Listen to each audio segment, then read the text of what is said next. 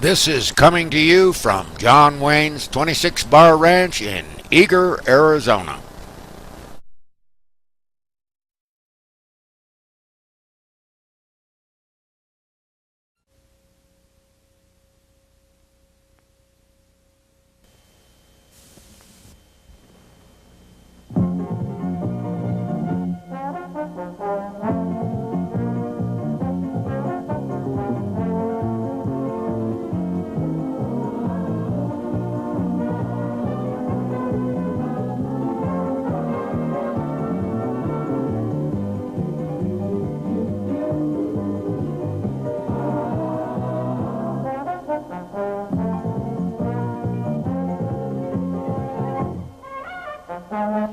Howdy, partners.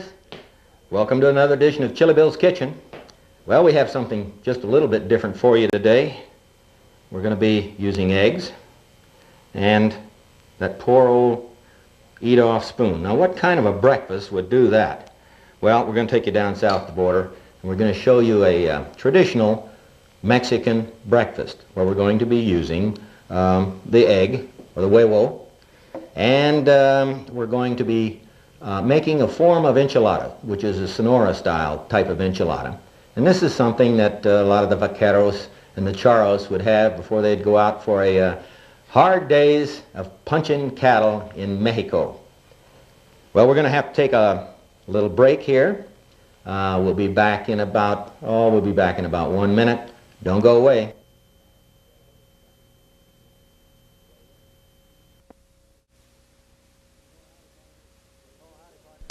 Oh, howdy, partners. This is old Chili Bill. Just want to remind you, we're going to be coming your way every Saturday right here on KUSK.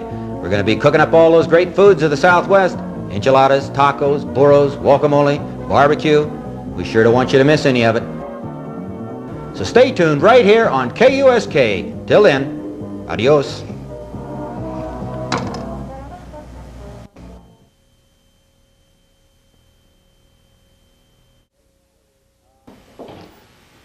Well, we're back. Today we're going to do enchiladas, huevos rancheros, or enchiladas with eggs, ranch eggs. And what we're going to do is we're going to do them Sonora style. This is an easy dish to do once you have, your preparation work and so forth, your sauces done. So this one is going to be a good one for you. I think you're going to like this one. First thing we're going to have to do is we're going to have to get a little bit of onions cut up here. I've got a fairly good size onion here. We're just going to chop it up, and we're not going to really finely cut it. Boy, that one's a potent one. It's going to make me cry yet. And we're going to chop this one up fairly fine, but not, really real fine. We want the little bit of hunks in there. So what we're going to do is I'll just go ahead and chop this onion up real quick here for you. Whoops, it almost rolled off in the front there. Here we go. Let me get this half here. And while we're doing that, I'm going to have to get some oil in the pot over here. Let me see if I can find my oil around here. There it is. I'll put a little bit of oil in here. Now this happens to be one of my bean pots here, but naturally you can use a large, one of your large pots that you have in your house. This happens to be my bean pot. I like to cook it in this one. I'm going to put in about 2 or 3 tablespoons of oil in there. Then I'm going to finish mincing up this onion. Like I said, we're not going to really chop it real fine. There we go. And we're going to have to put the onion in, and then I'm going to have to get the green chilies. Now today we're just going to be using canned green chilies. You can use the fresh green chilies, but if you use the fresh green chilies, then you're going to have to roast them and take the skin off, and that's an involved process. We've done that on some of our earlier programs. We're going to go ahead and put the onion in here like this, and we want to cook the onion until it's kind of translucent. This is a handy gadget to have, if you don't have one, you should get one. It makes a nice thing for working with when you're mincing things up on your chopping board. All right, here's what I have here. I've got 7 ounces of green chilies. This happens to be one of the better brands of green chilies. You can get cheaper ones too. I've gotten generic brands for half the amount of money I paid for these. And remember, if you chop your own chilies, you probably will save yourself a little bit of money by chopping your own chilies. If they chop them for you, you got to pay for that. So, you know, it all depends on how involved you want to get into this. First, I cut the chilies lengthwise like this. Then I just dice them up like that. Now you can do 2 or 3 at a time if you want to. You can lay out a couple of them like that. And just lengthwise first, trying to keep your fingers out of there, of course. Boy, that's hot. I'm going to have to turn that down. There we go. All right, just give me about another 10 seconds here or so to get these diced up. We've got a couple more to go. And remember what I said. We had 7 ounces is in the can. Now you could use, like I told you, the fresh ones. Now the ones that are back here, those are the ones that are dried, and they turn red when they're dried. But it's the same chili. This is a mild Anaheim chili. And these chilies, the reason why they call them Anaheims is because they came from Anaheim, California, was where the Ortega family originally started growing them. They had very good growing weather there for chilies. There we go. Now we put those right on in with the onions. There we go. Now we have to get just a little, bit of time on this. So we'll, let me get a little bit of stirring going here. I'm still using this poor bent off one, or I think I've got another one down here somewhere. In fact, I know I do. I'll have to find that during the break. So I will have to use this one right now. There we go. Now we're sauteing the chilies and one medium-sized onion. All right. That's just about ready to start the rest of the ingredients that we have to put in. To that, we're going to have to put in 10 ounces of meat broth. Now, if you want to cheat just a little bit, you can go ahead and use a can of beef broth or chicken broth. I happen to use beef today, and what we do is we normally save this broth when we, you cook up your piece of meat for the different types of Mexican foods you do. You boil the beef, and you save the broth. Now, to that, I'm going to add 20 ounces of red chili sauce. Now, remember, we talked about this once before and how we make the red chili sauce. We use the red dried chilies. We boil them. After they're boiled, then we take the seeds and the veins out. And the way the old Mexicans used to do, they would boil them till they're very tender, and then they would run them through a colander. Well, we cheat just a little bit nowadays.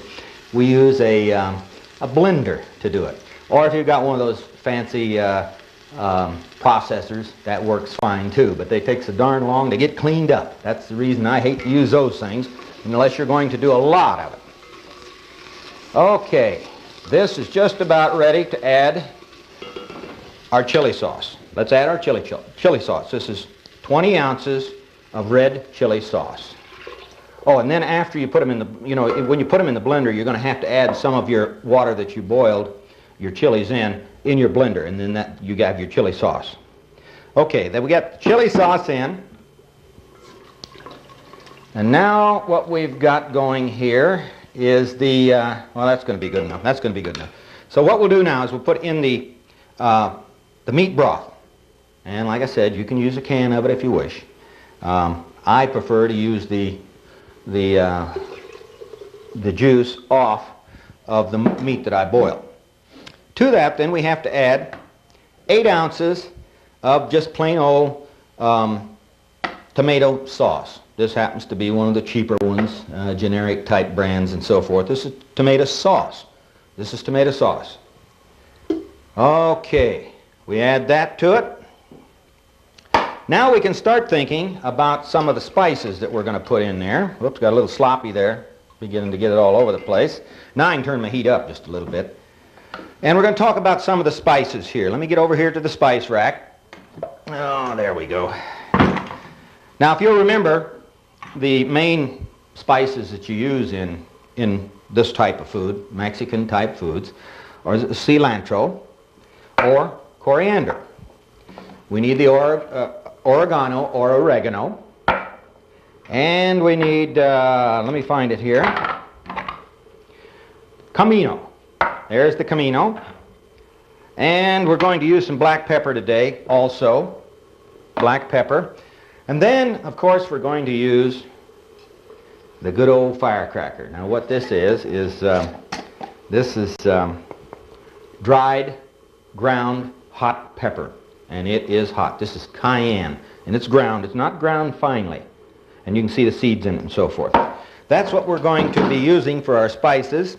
We have to use a little bit of salt too. You know, it depends on how you want to work the salt, because some people don't like to use quite as much salt.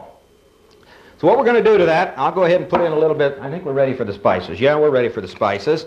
Let's put in, remember, you don't use quite as much cilantro as you use in some of the other foods.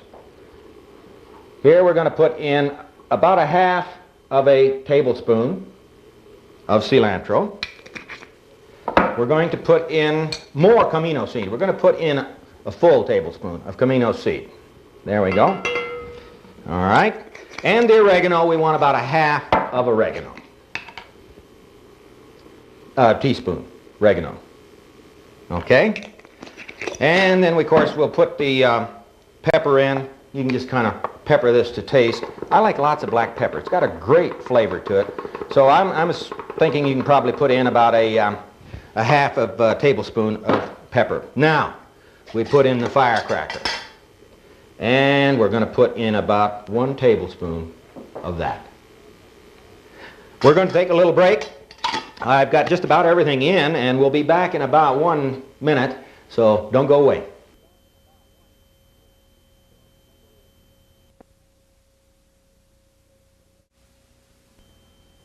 When they rode into town, folks tried to gun them down, but the gunfighters always were prepared.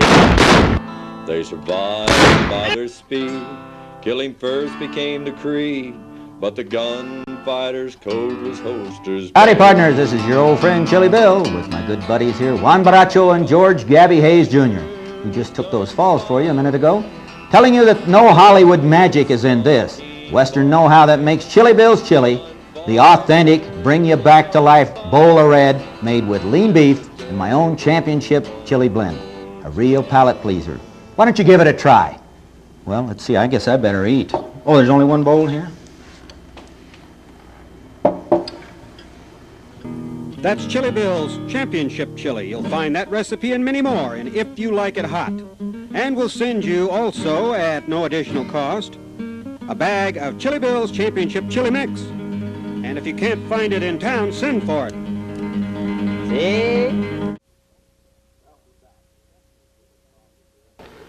Well, we're back here. I was sneaking a little bit of coffee here, and we've got this just about ready to add all of the rest of the ingredients in right now. We've had to cook this a little bit during the break, and naturally we cooked it for a little bit longer than 1 minute. So what we have to do now is we're going to have to move. We're going to have to move pretty quick.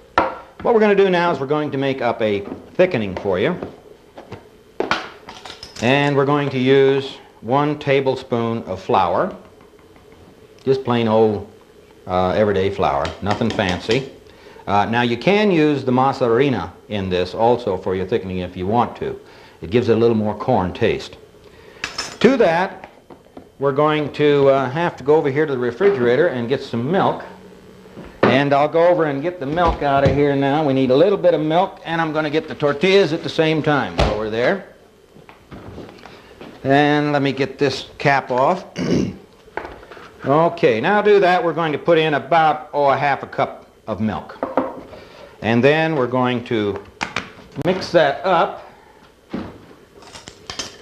There we go, we'll mix that up. This is your thickening, and remember, you have to stir it pretty well because you do end up with large pieces of dumplings in your chili sauce if you're not careful. So we'll get that mixed up there. The next thing we're going to do, now what do we do here? Now we're going to need some cheese. This is Longhorn cheese. Now this is a ½ pound of Longhorn cheese that we're going to be using in here. We're going to take the Longhorn cheese and I'm going to put it in right now. Now this is where you have to be a little careful with your heat because it will stick. You know, you put cheese into something like this and it will stick. So we're going to turn the heat down just a little bit and we're going to put in the cheese. You notice that I found a spoon that wasn't eaten off from all of the chili here. We stir that in. All right. Yeah, I found another one, but it was gone too. Now this isn't going to be that hot. Okay, we'll mix this up just a little bit more here and make sure that I've got everything in. All right. We've got this in now. Here we go. We'll put in the thickening. Now, we're really going to have to watch this. Turn it down on low and let it cook, but you don't want to let it stick, and it will stick on you right now. I mean, we're getting to the critical point here. Now, while that's cooking, I think I've got everything in it. Looks like I've got everything in. While that is cooking, we have to limp the tortillas. Now, to limp the tortillas, you can use, paper towels if you want to. I happen to save all of the brown paper bags, that you get at the store, and I use that as to soak up the grease. Now we're going to limp some tortillas here for you, real quick. I'll put some oil in this frying pan, this back frying pan. I may need a little bit more than that, and I'm out of that, so let me get over here to a fresh bottle. It's got a cap on it. Don't tell me that. There we go. Okay, there. All right. Now, we're going to take the tortillas. Now, we've gone over this before, why you limp tortillas. The reason why you limp the tortillas is that you want to soften the tortilla. These are just plain corn tortillas. And what we're going to do here is to limp the tortillas. And, you need a decent set of tongs or something similar to that. We're going to drop them into the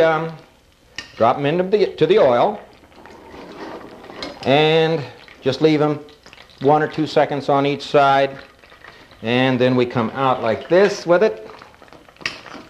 Don't leave them in too long, because remember what happens. You'll make a frisbee out of it, and then you have to use it for something like a tostado, something like that.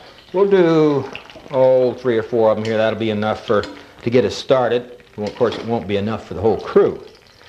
We'll do about 4.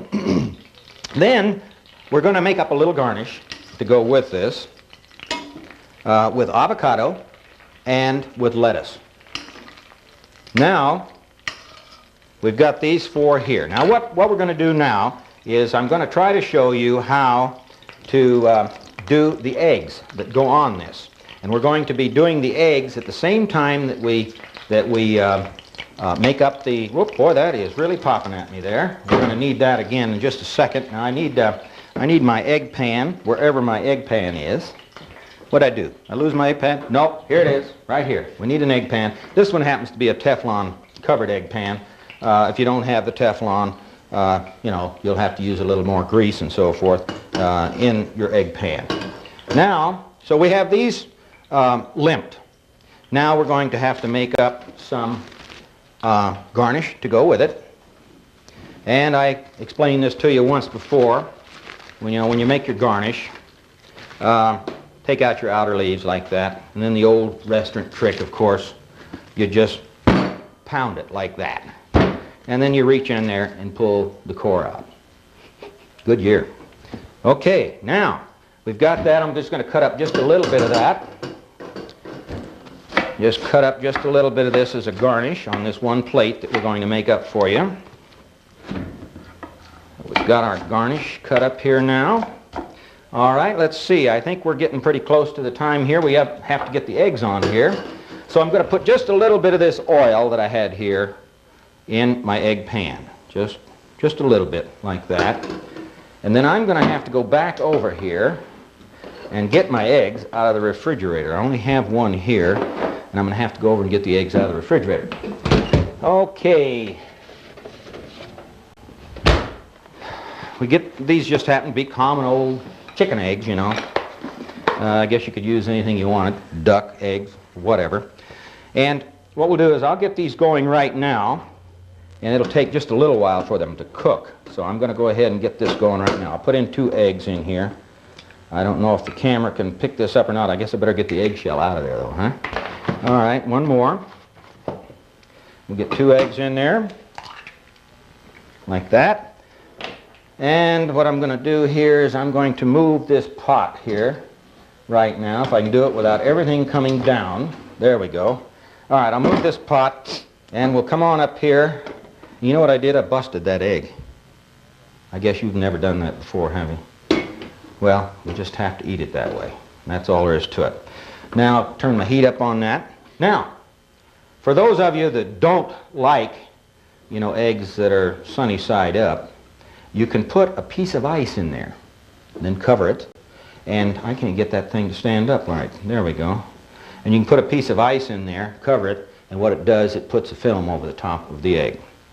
Now what we're going to do, let's see, I've got everything else. Oh, no, I don't either. Got my avocado here, and I happen to find a halfway ripe one today.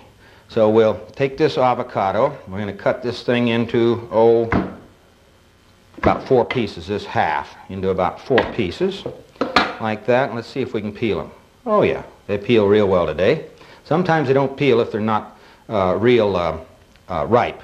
I'm going to have to stick a knife underneath that one. There we go. Now, this is just a garnish. Now, if you had more time, you might want to make up a guacamole. Today, we're just going to use it as a side garnish. Okay, we better start putting this thing together here. We need a plate. Got a plate. And we need something to scoop this out with. I'll take that out. Now, what did I have to scoop it with? So I had, oh, here we go. Right here. Now we're going to take the little bit of sauce, and we're going to put a little bit of sauce on the plate, like that. We're going to put that on there, a little more sauce on that, and then we're going to put another one on top of that, and a little more sauce on that, like that. All right, and then what we'll do is we'll garnish the plate up like this, put a little bit of avocado on the side, like this. There we go, a little bit of avocado on the side. Now, the last thing that we have to do, and my egg is not done yet, we're going to put the egg right on top of the enchiladas. We're going to take a little break. We'll be right back. Don't go away.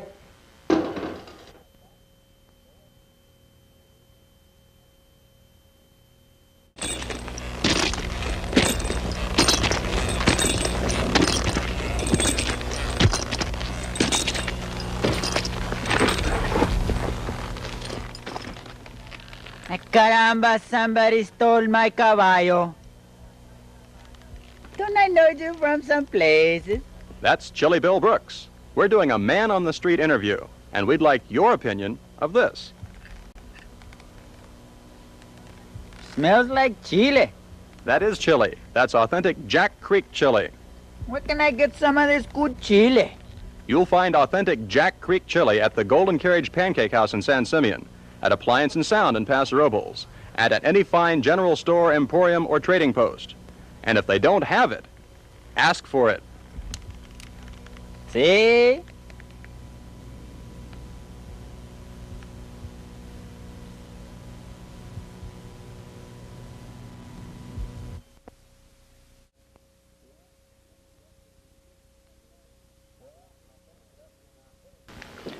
Well, I'll finish it up here now. I'm putting chopped black olives on it. Just a little bit of chopped black olives. Now, if you want to put the black olives in between each layer, that's fine too. And that makes a mighty fine looking dish. You've got your green, you've got your red color, and you've got your black there. Now, the final thing we're going to do here is take the egg, if I can get it loose there, and we're going to put the egg right there on top, just like that.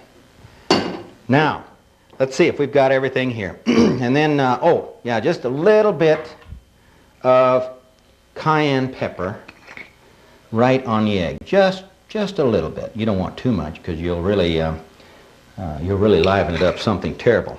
Okay, now let's see. Do I have a fork? I've got a fork, and here is enchiladas, huevos rancheros, or enchiladas Sonora style, which is stacked, and the egg on top. A lot of people like maybe only one egg. I kind of like to go for the two. All right, here we go. I'll just go ahead and take a little bite of this thing and just see what it's like. Let's see. Yep. Turned out, well, we've had a good one on today, and we'll see you next time. Bye-bye.